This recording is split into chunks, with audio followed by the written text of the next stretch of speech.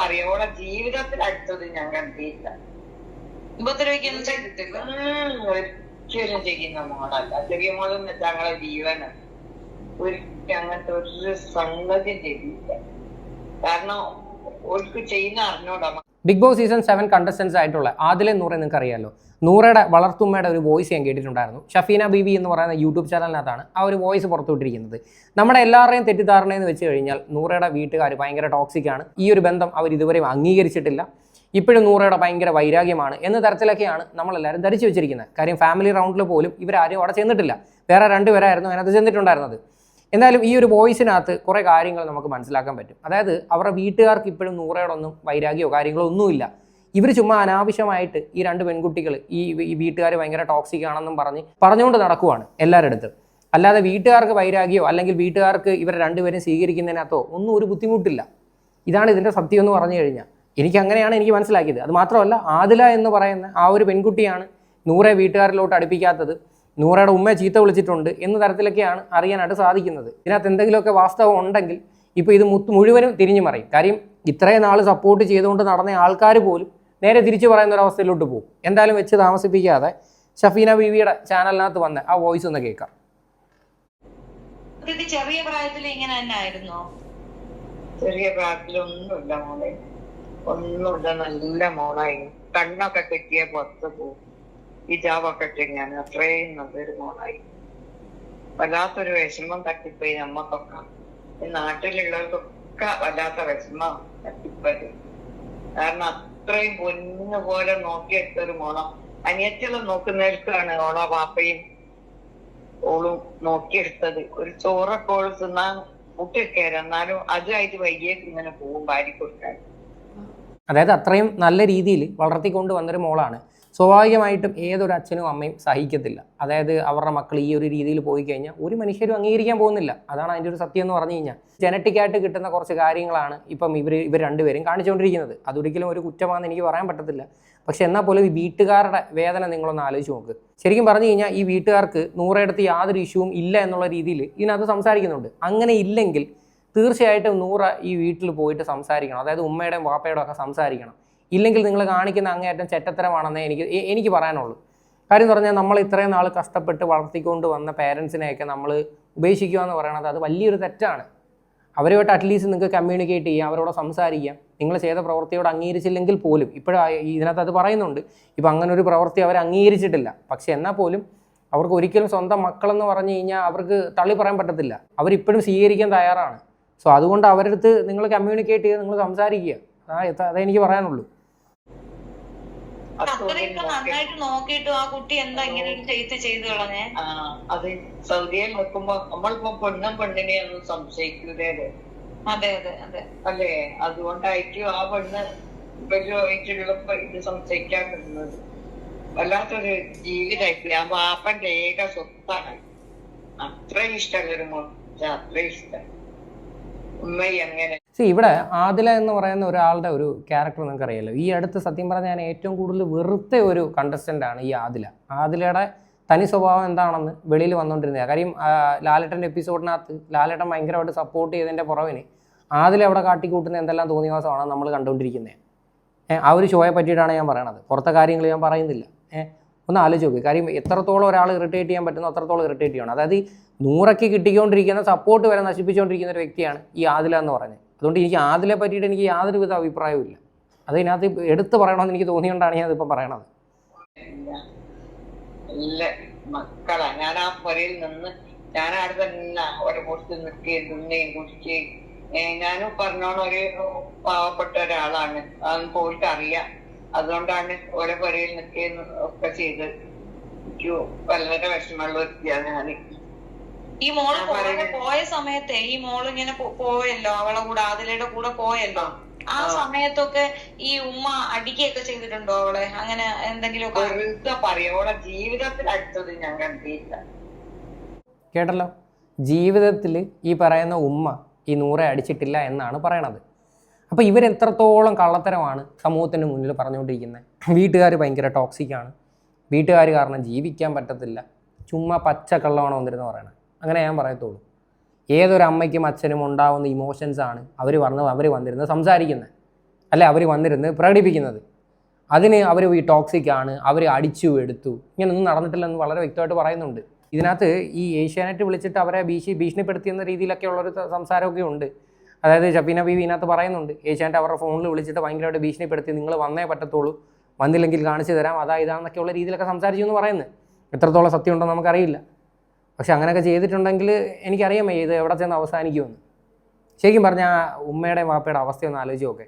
Still അവർ ഇതൊക്കെ കേട്ട് അവർ വീണ്ടും മാനസികമായിട്ട് ബുദ്ധിമുട്ട് അനുഭവിച്ചുകൊണ്ടിരിക്കുകയാണ്. സത്യം പറഞ്ഞാൽ ലോകത്ത് ഇമാതിരി കാര്യങ്ങളൊന്നും ഒരു മനുഷ്യരും അംഗീകരിക്കത്തില്ലടെ. ഞാൻ ഇവരെ ഭയങ്കരമായിട്ട് സപ്പോർട്ട് ചെയ്യാൻ ഞാൻ സംസാരിച്ചിട്ടുണ്ട്. കാര്യം ലാലേട്ടൻ്റെ എപ്പിസോഡിനകത്ത് ഇവരെ വീട്ടിൽ കയറ്റാൻ കൊള്ളത്തില്ല എന്ന് പറഞ്ഞൊരു കാര്യം സംസാരിച്ച സമയത്ത് ഞാൻ എടുത്ത് പറഞ്ഞിട്ടുണ്ട്, വീട്ടിൽ കയറ്റുന്നതിനകത്ത് ഇവിടെ വലിയ തെറ്റൊന്നുമില്ല. ഇവരിങ്ങനെ ചെയ്തെന്നും പറഞ്ഞിട്ട് ഇവരെ വീട്ടിൽ പോലും കയറ്റാൻ പറ്റത്തില്ല, ഒരു മനുഷ്യരുടെ വീട്ടിൽ കയറ്റരുത്, അങ്ങനെയൊന്നും എവിടെയും ഞാൻ പറയത്തില്ല. പക്ഷേ ഇങ്ങനെയുള്ള കാര്യങ്ങൾക്ക് തീർച്ചയായിട്ടും ഇവരുടെ വീട്ടുകാരെ തന്നെ നമ്മൾ സപ്പോർട്ട് ചെയ്യണം. അതിനകത്ത് യാതൊരു തെറ്റുമില്ല. ഒരിക്കലും ചെയ്യുന്ന മോളല്ല. ചെറിയ മോളെന്ന് ഞങ്ങളെ ജീവനാണ്. ഒരിക്കലും അങ്ങനത്തെ ഒരു സംഗതി ചെയ്യില്ല. കാരണം ഓർക്ക് ചെയ്യുന്ന അറിഞ്ഞൂടാ, മക്കളെ തല്ലുന്നൊന്നും അറിഞ്ഞൂടാ.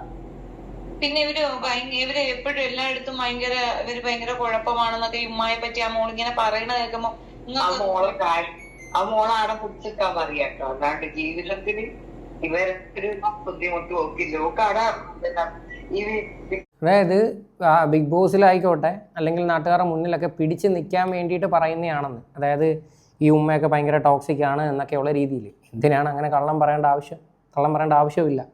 പിന്നെ നൂറയുടെ ഉമ്മയെ ചീത്ത വിളിച്ചിട്ടുണ്ട് എന്ന തരത്തിലൊക്കെ ഒരു കാര്യം എനിക്കിങ്ങനെ അറിയാനായിട്ട് സാധിച്ചത്. അതായത് ആദില ചീത്ത വിളിച്ചിട്ടുണ്ടെന്ന്. അങ്ങനെയൊക്കെ ചെയ്തിട്ടുണ്ടെങ്കിൽ അത് അങ്ങേറ്റ ചെറ്റത്തരമാണ്. കാര്യം ആദില എന്ന് പറയുന്ന ഒരു വ്യക്തിക്ക് യാതൊരു റൈറ്റ്സും ഇല്ല നൂറയുടെ ഉമ്മ ചീത്ത വിളിക്കാനായിട്ട്. ഒന്നുമില്ലെങ്കിലും അവർ രണ്ടുപേരും രക്തബന്ധമാണ്. ബോസിൽ പിടിച്ചു നിൽക്കാൻ വേണ്ടിയിട്ടാണ് ഓൾ അങ്ങനെയൊക്കെ പറയുന്നത്. അല്ലാണ്ട് ഒരു ദേഷ്യം പിടിച്ചിട്ട് ഞാൻ ചെറിയ മോളെ കണ്ടിയില്ല, നസീറനെ കണ്ടിയില്ല ഒരിക്കലും. ഞങ്ങൾ ഓള് ഇവിടെ സ്കൂൾ ചേർത്തിയപ്പോ തന്നെ ഓളെ ടൈം ആകുമ്പോഴേക്ക് ഞാൻ ഓള് ഓട്ടോറിക്ഷയായിട്ട് കാറിന് ഡ്രൈവറില്ലായിട്ട് ഓട്ടോറിക്ഷയും വിളിച്ച് മോളെ കൊണ്ടുവരാൻ പോയത്. ട്രെയിൻ നല്ലൊരു മോള്. ഞാൻ പറയാം, ഞാൻ വിചാരിക്കും എങ്ങനെയൊക്കെ നോക്കിയെടുത്തൊരു മോളാണ് അത് വിചാരിച്ചക്ക് ആൺ പോയിട്ട് ചീച്ചറിയാന്ന്. ഇവിടെ തന്നെ ഞാൻ വിചാരിക്കും കവണ്ടി വിടുന്നൊന്നും അറിയാല. അങ്ങോട്ട് തിരിച്ച് ഇതൊക്കെ പറയുമ്പോ ഈ നാണം കെട്ട സ്വഭാവമൊക്കെ പറയുമ്പോ ഞാൻ അങ്ങോട്ട് തിരിച്ച് പറഞ്ഞു വിടട്ടെ എന്നൊക്കെ വിചാരിച്ചു. ഇത്രയും ഞാൻ അവിടെ എത്തിയാ ഞാൻ പറഞ്ഞു കാര്യം. പക്ഷെ അന്ന് എനിക്ക് അറിഞ്ഞൂടാ ഈ ഫോണില് ചെയ്യുന്നത്. അങ്ങക്ക് അവിടെ പോയി ഇത് അങ്ങനെ പറഞ്ഞു കൊടുക്കണമെന്നൊക്കെ ഉണ്ടായിരുന്നല്ലേ? മനസ്സിലെന്നോ തോന്നിയതാ. അത് ശരിയാണല്ലോ. ഇത് ശരിക്കും പറഞ്ഞു കഴിഞ്ഞാൽ നമ്മൾ പറഞ്ഞ് മനസ്സിലാക്കിയിട്ടോ അല്ലെ ഉപദേശിച്ചിട്ടോ ഒന്നും കാര്യമില്ല. ഇതൊക്കെ എന്ന് പറഞ്ഞു കഴിഞ്ഞാൽ ഓരോ മനുഷ്യർക്ക് ഇങ്ങനെ ജനിക്കുമ്പോൾ കിട്ടുന്നതാണ്. അവരുടെ സെക്ഷുവാലിറ്റി എന്ന് പറയുന്നത് അവർ ജനിക്കുമ്പോൾ കിട്ടുന്ന ഓരോ കാര്യങ്ങളാണ്. അപ്പോൾ അങ്ങനെ ചെയ്യുന്നൊരു സാഹചര്യത്തിൽ എത്ര ഉപദേശിച്ചിട്ടോ അല്ലെ എത്ര കൗൺസിലിംഗ് കൊടുത്തിട്ടോ കാര്യമില്ല. ആ കാര്യത്തിനകത്തോട്ട് ഒരിക്കലും ഇവരെ തള്ളി പറഞ്ഞിട്ടും കാര്യമില്ല. പക്ഷേ ഇവിടെ മനസ്സിലാക്കേണ്ടത് ഈ വീട്ടുകാരെ പറ്റിയിട്ട് ഇങ്ങനെ ഇല്ലാത്ത കഥകൾ നാട് നിങ്ങളെ പ്രചരിപ്പിക്കാതിരിക്കാനായിട്ട് മാക്സിമം ശ്രമിക്കുക. വീട്ടുകാർക്ക് ഒബിയസ്ലി നിങ്ങൾ ചെയ്ത പ്രവർത്തിക്കകത്തോട്ട് താല്പര്യമില്ലായിരിക്കാം. പക്ഷേ എന്നും പറഞ്ഞിട്ട് നമ്മൾ അവരെ വെറുപ്പിക്കുക, ഞങ്ങളെ ജീവിക്കാൻ അനുവദിച്ചിട്ടില്ല, അങ്ങനെയൊക്കെയുള്ള കള്ളത്തരങ്ങൾ നിങ്ങൾ പബ്ലിക്കിൻ്റെ മുന്നിൽ വന്ന് പറയാതിരിക്കുന്നതായിരിക്കും ഏറ്റവും വൃത്തി. അങ്ങനെയാണ് എനിക്ക് ഈ ഒരു വിഷയത്തിൽ മനസ്സിലാക്കാണ്ട് സാധിച്ചത്. ഇവരുടെ വീട്ടുകാരുടെ ഭാഗത്ത് യാതൊരുവിധ ഇഷ്യൂസും ഇല്ല, ഇവർ സ്വീകരിക്കാനും റെഡിയാണ്. പക്ഷേ ഈ ആദില എന്ന് പറയുന്ന ഒരു വ്യക്തിയാണ് ഇതിൻ്റെ തടസ്സം നിൽക്കുന്നത് എന്നുള്ള രീതിയിലൊക്കെയാണ് എനിക്ക് മനസ്സിലായത്. അതാ നൂറ ലെസ്ബിയൻ ആയതിൻ്റെ പേരിൽ വീട്ടിൽ നിന്ന് അടിച്ചിറക്കി, യാതൊരുവിധ ബന്ധവും ഇല്ല, അങ്ങനെയുള്ള സംഭവമൊന്നും ഇല്ല ഇതിനകത്ത്. എന്ത് നല്ലോണം നോക്കിയെടുത്ത ഓമനെ മക്കളാന്നറിയ എല്ലാരും. ഞാനാണ് സ്വന്തം തന്നെ ഒരു ഉമ്മന്റെ സ്ഥാനമാണ് ഞാൻ. എനിക്കിപ്പോ അതൊക്കെ വിചാരിക്കുമ്പോ കുറ്റം പോയി ചീത്തറിയും. സ്വന്തം അമ്മനെ പറ്റി വേണ്ടാത്ത കാര്യങ്ങൾ ഇങ്ങനെ പറഞ്ഞിട്ട് ആൾക്കാർ പറയാണ് എന്തിനായിട്ടില്ലേ ഈ മക്കളെ നമ്മൾ പോറ്റിയെടുത്ത് തോതിലയച്ച് മക്കൾ ഇങ്ങനെ പറഞ്ഞുണ്ടാക്കുന്ന ഒരു ഉമ്മമാർ. ഇവളൊക്കെ അല്ലേ ഹിജാബൊന്നും ഇടാണ്ട് ഈ നല്ല കണ്ണും കെട്ടിയല്ലാണ്ട് ഈ ചെറിയ മോളും പുറത്തിറങ്ങിയതാണ്. ഒരേ വന്നാ പിന്നെ നൈറ്റിയൊക്കെ ഇട്ട് നല്ല ഒരു ഇതിൽ നടക്കും. എല്ലാം പുറത്ത് പോവുകയാണെങ്കിൽ അന്നപ്പോ എല്ലാം എടുത്തിട്ട് കണ്ണിന് കെട്ടിയിട്ടാണ്. അതുപോലെ തന്നെ മക്കള് രണ്ടും മാള് ഒരു ദിവസം ഞാൻ പറ്റിച്ചോളി ഡ്രൈവിംഗ് അടിക്കാൻ പോയിപ്പെട്ട ആൾ തന്നെ ഓലെ കൊണ്ടെടുത്ത് തന്നെ പോയതാ. അപ്പൊ ഞാനിങ്ങനെ പോരും ഓലാണ്.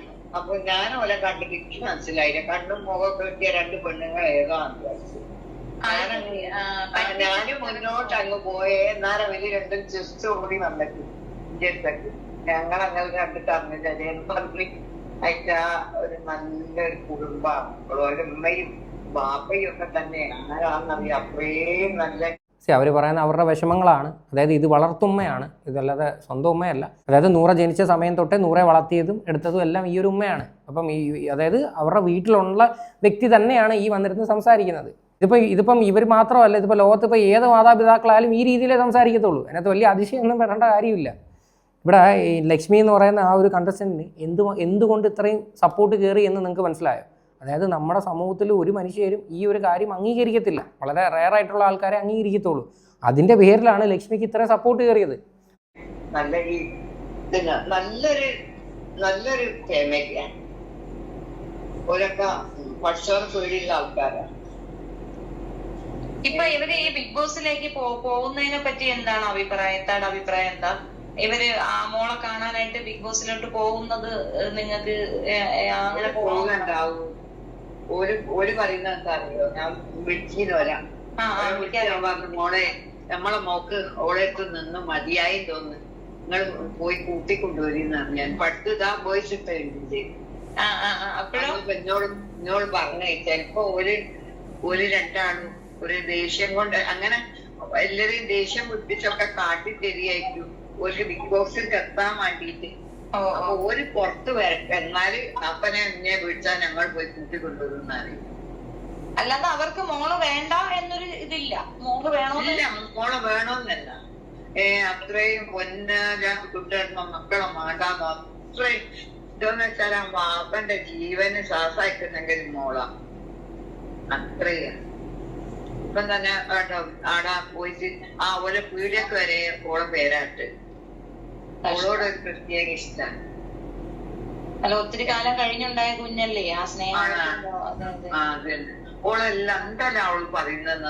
ഓക്കെ, ഇതിനകത്ത് ഒരു കാര്യം പറഞ്ഞാൽ നിങ്ങൾ ശ്രദ്ധിച്ചോ? അതായത് അവർ ബിഗ് ബോസിലോട്ട് പോകാത്തതിൻ്റെ കാര്യങ്ങൾ ഇതിനകത്ത് പറയുന്നുണ്ട്.